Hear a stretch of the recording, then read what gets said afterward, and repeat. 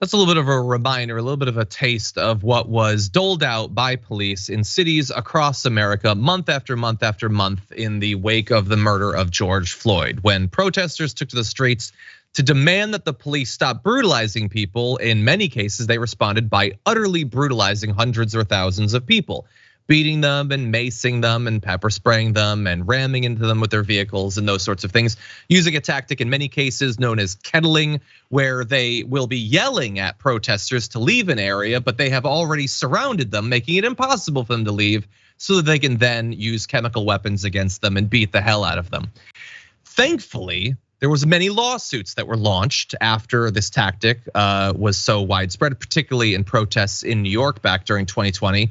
And while there are many lawsuits continuing, and we don't know exactly what's going to happen in all cases, in one particular class action lawsuit, New York has now agreed to pay at least $21,500 to each of the hundreds of demonstrators at a protest in the Bronx who were, quote, arrested, detained, and or subjected to force by police officers.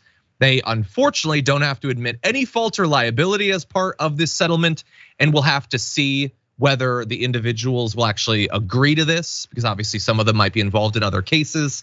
But getting at least a little bit of money in exchange for the intentional brutality from the police, for some might seem reminiscent of justice. Jordan, what do you think?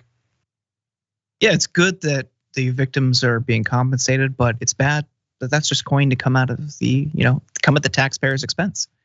And when you had yesterday, the city council in New York had a hearing on the special response unit. Those are the officers who did this. NYPD didn't even show up.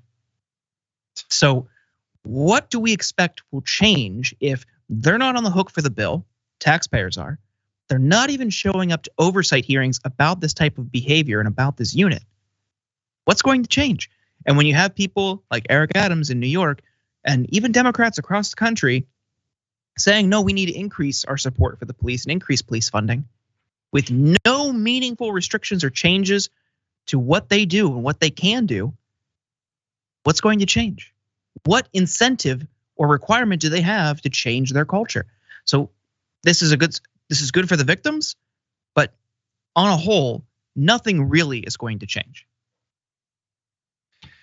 Yeah, well, look, in a large sense, when it comes to actually reforming police, that has unfortunately been the lesson that we've taken out of this. But at least for some of these individuals, this might help a little bit.